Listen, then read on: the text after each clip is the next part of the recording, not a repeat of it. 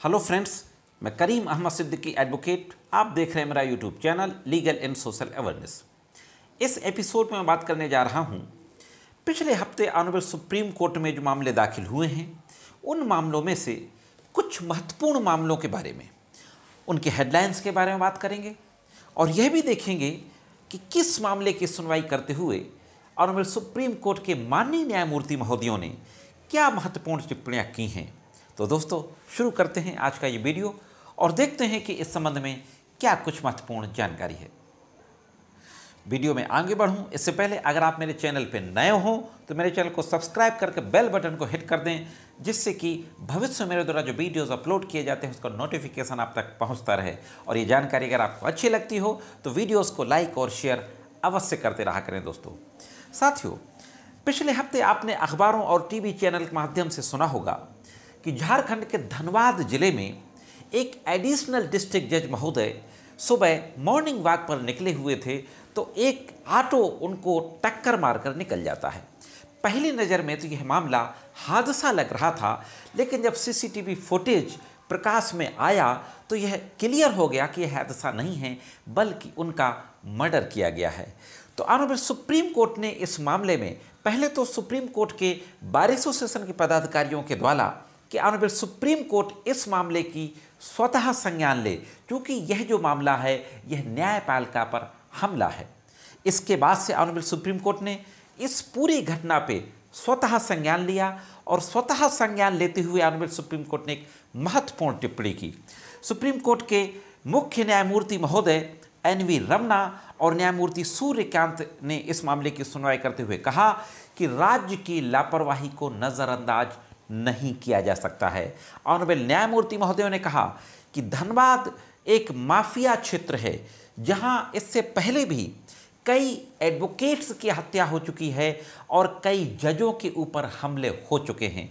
ऐसी स्थिति में राज्य को न्यायाधीशों की कॉलोनियों के आसपास सुरक्षा व्यवस्था बढ़ाने की जिम्मेदारी लेनी चाहिए। उनको पहले से ही वहां पर सुरक्षा व्यवस्था मुहैया कराना चाहिए। तो इस तरीके से न्यायमूर्ति महोदय ने इस मामले में टिप्पणी की और वहां की सरकार को नोटिस जारी किया। दोस्तों, दूसरा मामला, अभी 2 दिन पहले फ्राइडे को ऑनरेबल चीफ जस्टिस महोदय ने एक याचिका की सुनवाई करते हुए नाराजगी भी व्यक्त की। यह याचिका 51 वॉल्यूम में फाइल की गई थी। हाँ दोस्तों, 51 खंडों में यह याचिका दाखिल की गई थी। याचिका ट्राई के टैरिफ ऑर्डर से जुड़े हुए मामलों से संबंधित थी, जिसे Indian broadcasting and digital foundation की ओर से दाखिल किया गया था। माननीय मुख्य न्यायमूर्ति महोदय एन.वी. रमना साहब ने कहा कि न्यायाधीशों को डराने के लिए इतनी बड़ी बड़ी फाइलों में मुकदमे दायर किए जा रहे हैं। इन 51 वॉल्यूम में फाइल्ड इस रिट पेटिशन को पढ़ने के लिए हमें ले जाने के लिए लारी करनी पड़ेगी। क्या आपने इतनी बड़ी बड़ी फाइलों में जो याचिकाएं दाखिल की हैं वो न्यायाधीशों को डराने के लिए दाखिल की हैं? इस तरीके से दोस्तों न्यायमूर्ति महोदय ने टिप्पणी की और इसमें नाराजगी भी जाहिर की। साथियों, एक तीसरा मामला जो आया वो पेगासस से संबंधित था। आप देख रहे होंगे कि पिछले पूरे मानसून सत्र में पेगासस को लेकर के पूरा जो अपोजिशन है वो संसद को चलने नहीं दे रहा है और लगातार सरकार से यह सवाल कर रहा है कि पेगासस के मामले में आप जवाब दें, आप बताएं कि क्या आपने ईरान की गवर्नमेंट से पेगासस स्पाई सॉफ्टवेयर को खरीदा है, अगर आपने खरीदा है तो उसका इस्तेमाल कहाँ किया गया है। सरकार लगातार इस मामले में जवाब देने से बच रही है। ऑनरेबल सुप्रीम कोर्ट में इस संबंध में टोटल 9 रिट पिटीशंस फाइल हुई हैं, 9 याचिकाएं दाखिल की गई हैं। इन सारी 9 याचिकाओं को एक साथ कंसोलिडेट करके इनकी सुनवाई करते हुए ऑनरेबल चीफ जस्टिस महोदय की अध्यक्षता वाली बेंच ने कहा कि अगर यह बात सही है तो यह आरोप बहुत गंभीर है और सच सामने आना चाहिए। इस तरीके की टिप्पणी करते हुए मुख्य न्यायमूर्ति महोदय ने इन सभी याचिकाएं दाखिल करने वाले अधिवक्ताओं को भारत सरकार को रिट पिटीशन की कॉपी देने को कहा और इस मामले की सुनवाई के लिए आगे आने वाले ट्यूसडे को मामले को लिस्ट किया है। दोस्तों, अब देखते हैं साथियों कि ऑनरेबल सुप्रीम कोर्ट इस मामले में किस तरीके के ऑर्डर करता है। इसी के साथ साथ आज का जो आखिरी केस है दोस्तों, वो एक बहुत ही महत्वपूर्ण केस है। ऑनरेबल सुप्रीम कोर्ट ने एक बहुत महत्वपूर्ण टिप्पणी की है और एक बहुत ही ज़बरदस्त प्रिंसिपल होल्ड किया है। मैं आपके सामने ये कहना चाहता हूँ कि अक्सर सरकारें क्या करती हैं, किसी भी व्यक्ति को नज़रबंद कर देती हैं उसके घर में, किसी सांसद को, किसी विधायक को, किसी मिनिस्टर को, किसी सोशल वर्कर को, एक्टिविस्ट को, यह कह करके पुलिस नज़रबंद कर देती है कि आप फलाना मूवमेंट में जाएंगे, फलाना एजिटेशन में जाएंगे तो कानून व्यवस्था बिगड़ सकती है।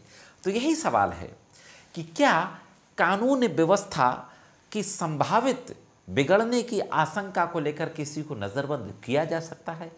इस मामले की सुनवाई करते हुए जस्टिस RF नारीमन की अध्यक्षता वाली बेंच ने कहा कि कानून व्यवस्था के उल्लंघन की संभावित आशंका के एहतियातन किसी को नज़रबंद नहीं किया जा सकता। न्यायमूर्ति महोदय ने कहा कि कानून तोड़ना यह एक धोखाधड़ी और विश्वासघात का मामला था जिसकी सुनवाई की जा रही थी।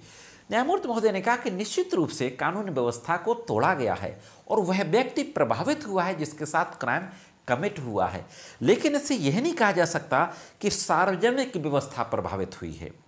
सार्वजनिक व्यवस्था को प्रभावित करना होगा अगर किसी को नज़रबंद करना है, और समुदाय या समग्र रूप से आम जनता को प्रभावित होना चाहिए। अगर इस तरीके का कोई अपराध करता है या अपराध करने की संभावना है तब तो नज़रबंद किया जा सकता है अथवा नहीं किया जा सकता है। सिर्फ आशंका के एहतियातन नज़रबंद नहीं किया जा सकता।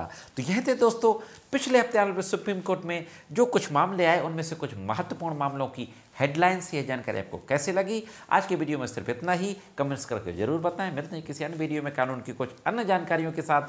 तब तक कानून की विभिन्न तरीके की जानकारियों के लिए देखते रहें लीगल एंड सोशल अवेयरनेस। और आप सभी लोग अपना अपना ध्यान रखें। बहुत बहुत धन्यवाद।